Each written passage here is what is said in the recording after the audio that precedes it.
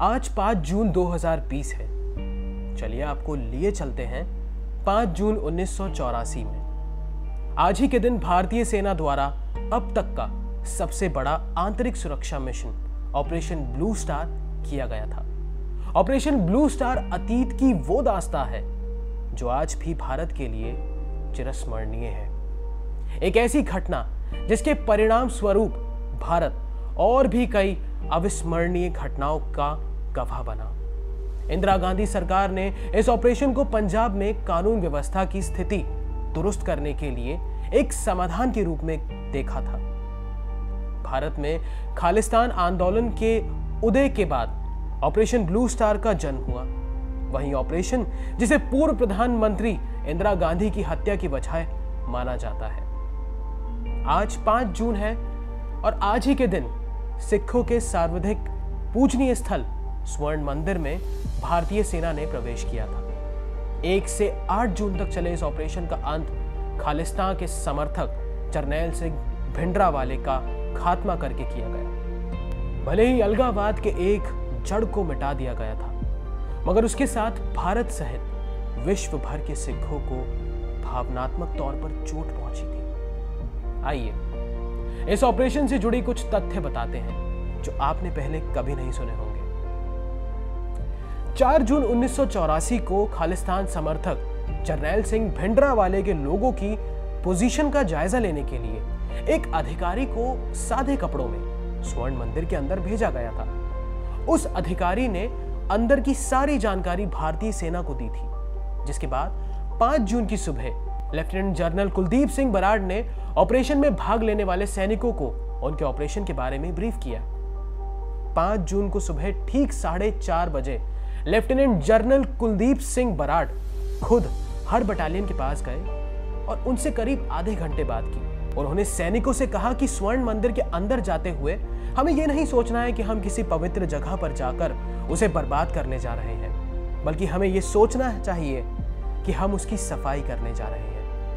इस ऑपरेशन में जितनी कैजुअलिटी कम हो उतना अच्छा है। ऑपरेशन का नेतृत्व कर रहे जनरल सुंदर जी, जनरल दयाल और जनरल बराड़ की रणनीति थी कि इस पूरी मुहिम को रात के अंधेरे में ही अंजाम दिया जाए। रात के करीब 10 बजे के आसपास सेना ने खालिस्तान समर्थकों पर हमला बोला था। ऑपरेशन ब्लू स्टार के दौरान हालात को काबू करने के लिए मशीन गन, हल्की तोपें, रॉकेट और आखिरकार लड़ाकू टैंक तक का इस्तेमाल करना पड़ा था। सिखों के सर्वोच्च स्थल अकाल तख्त को भारी नुकसान पहुंचा था। भारतीय सेना ने टैंकों को तब बुलाया जब उन्होंने देखा कि वो अकाल तख्त के नजदीक तक भी नहीं पहुंच पा रही थी। सेना को यह बात सता रही थी कि सुबह होते ही स्वर्ण मंदिर में हजारों लोग आ जाएंगे और चारों तरफ फौज को घेर लेंगे।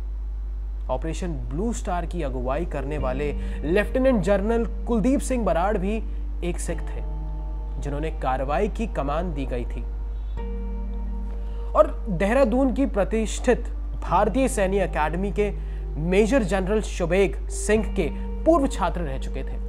उन्होंने 1971 में बांग्लादेश के अभियानों में भी एक साथ काम किया था। मेजर जनरल शाबेग सिंह ने 1971 में मुक्ति वाहिनी के लड़ाकू को ट्रेनिंग दी थी। उन्होंने भिंडरावाले के सैनिक सलाहकार के रूप में भी लड़ाई लड़ी थी। सरकारी आंकड़ों के मुताबिक 300 से 400 लोगों की इस ऑपरेशन में मौत हुई, जबकि भारतीय सेना के 90 सैनिक शहीद हुए थे। ऑपरेशन ब्लू स्टार से पहले भिंडरावाले के खिलाफ ऑपरेशन सनडाउन की योजना थी, मगर कुछ कारणों की वजह से इसे रद्द कर दिया गया था। इजराइल की खुफिया एजेंसी मोसाद के साथ मिलकर रॉ ने ऑपरेशन सनडाउन की योजना बनाई थी। 22 दिन तक सैनिक अधिकारियों को सड़कों, इमारतों और गाड़ियों की बड़ी संख्या सावधानी से बनाए गए मॉडल के बीच आतंकवादियों से लड़ने का प्रशिक्षण दिया गया था।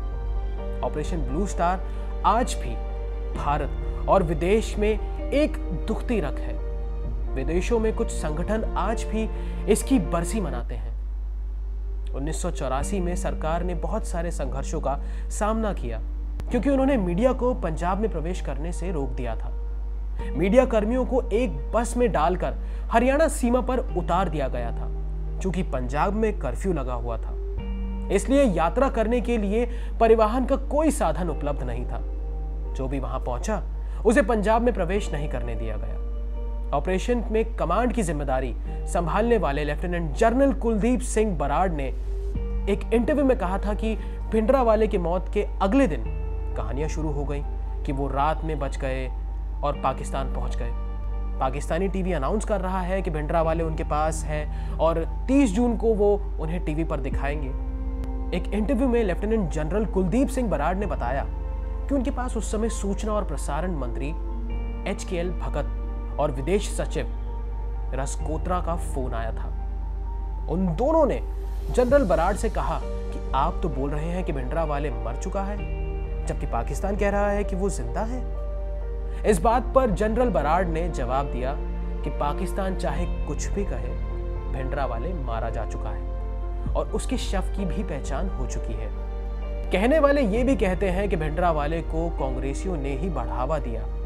उसे बढ़ावा देने के पीछे मकसद ये था कि अकालियों के सामने सिखों की मांग उठाने वाले किसी ऐसे शख्स को खड़ा किया जाए जो उनको मिलने वाले समर्थन में सेंध लगा सके।